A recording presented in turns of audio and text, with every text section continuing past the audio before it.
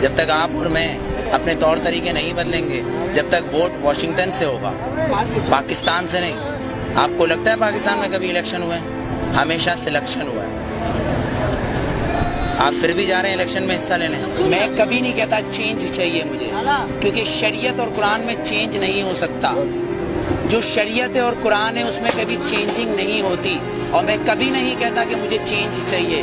مجھے وہ چاہیے جو میرے آئین میں لکھا ہے، جسے یہ اسمبلی کے اندر بیٹھے ہوئے لوگ اسمبلی نو نو نو نو نو بالکل نہیں۔ اس آئین کو پڑھیں، کیونکہ آسما جہانگیر نے اس آئین کو اپنا بنایا ہوا ہے، صفدر عباسی نے اس آئین کو اپنا بنایا ہوا ہے، پر دستور پاکستان کا آرٹیکل نمبر 1 یہ کہتا ہے کہ یہ سلطنت خداداد پاکستان ہے، مطلب یہ اللہ کی زمین ہے۔ اگر میرا گھر ہے تو میرا قانون چلے گا۔ آپ نے مطالعہ پاکستان کی 9th کلاس کی کتاب پڑھی ہوگی جس کے اندر 14 نکات قائد اعظم کے ہیں، پر آپ آئین پاکستان پڑھنا بھول گئے جو منشور قرآن سے ہے۔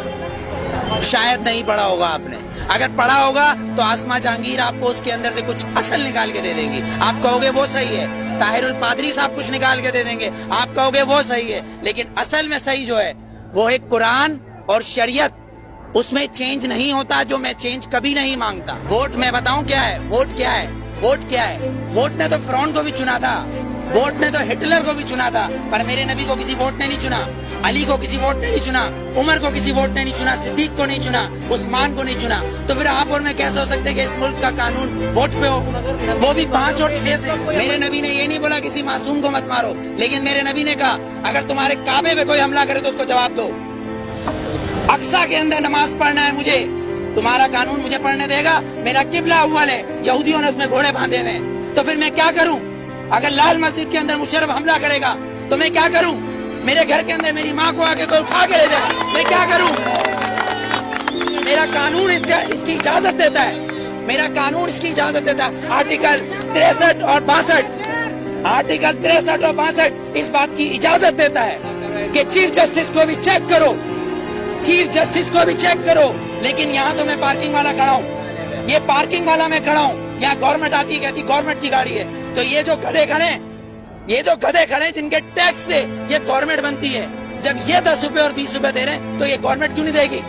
یہاں تو یہ قانون ہے، 3 قانون، آرمی کا ایک، گورنمنٹ کا ایک، اور ایک مجھ جیسے اور ہم جیسے گدھوں کا الگ۔ کیونکہ ہم حبیب جالب کے بقول ہم 18 کروڑ گدھے ہیں، ہم 18 کروڑ گدھے ہیں۔ اگر صوفی محمد سواد کے یہ کہیں کہ میں دستور کو نہیں مانتا، آئین کو نہیں مانتا، تو وہ کافر، اس کو گرفتار کر لو، نظر بند کر دو، ٹھیک ہے، اس کو بند کر دو۔ اگر کوئی سیاستدان کہے کہ میں اس دستور کو نہیں مانتا تو وہ الیکشن کا حقدار۔ آپ کو کتنا لون معاف کیا، مجھے کتنا لون معاف کیا، پر ہمارے سیاستدانوں کو اربوں روپیہ معاف۔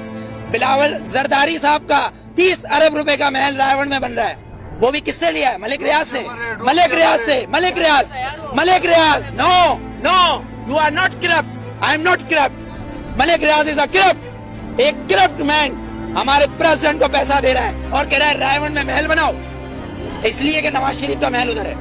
کیوں ٹھٹا میں بناؤ نا، لاڑکانہ میں بناؤ، ادھر غریب لوگ مر رہے ہیں۔ سیلاب آیا سندھ میں تو تم سوئٹزرلینڈ گھوم رہے تھے، ہاں؟ تم کس پاکستان کی بات کرتے ہو؟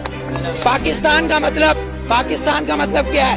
پاکستان، فارسی میں استان کو کہتے ہیں شہر، اور پاک ہے پہلا کلمہ طیب مانے پاک، اور طیبہ کا مطلب مدینہ ثانی ہے۔ یہ سن لے یہ یہودی حکمران جن کی ڈورے صرف واشنگٹن اور نیو یارک سے چلتی ہے، لندن سے ہلتی ہے، کسی کی پشاور، کوئٹہ، پنڈی یا کراچی سے ڈورے نہیں ہلتی، ان کی امریکہ سے ڈورے ہلتی ہے۔ جس دن ان کی کعبے سے ڈورے ہلیں گی اس دن ووٹ دوں گا، ورنہ بائیکاٹ۔